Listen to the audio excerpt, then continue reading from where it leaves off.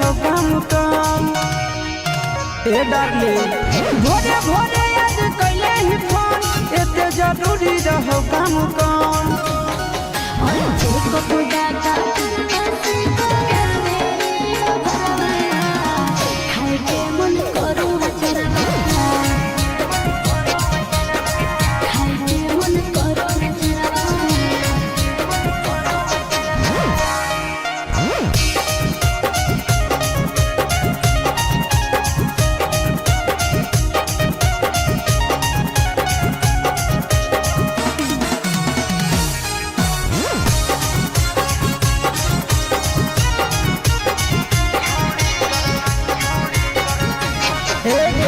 छोड़ी कर नहीं बदना हम कलियो नहीं काम गे हमारा से कर लगी हवा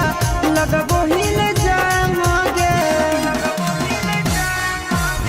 सदिया करे पड़तौरे ममिया भोरे पड़तौरे नहीं तो कोटवा में केस तोरे लड़े पड़तौरे सोच बदला बे सनम खाके तो यहाँ पनो मम्मी कसम ए सोना सोच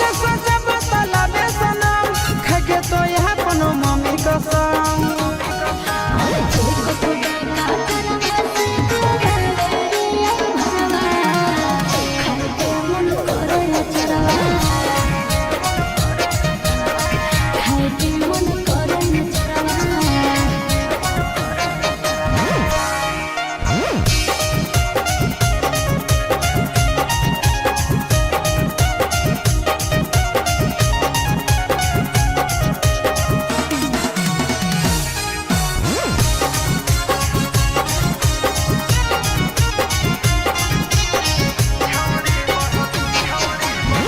छौड़ी बहलो तोरा बेटा के करो से होई सेटा हम तो छो महीना से कलियो नहीं छौड़ी भेटा हे रे दिले लो भावना सिया सोताई के भूलिए रे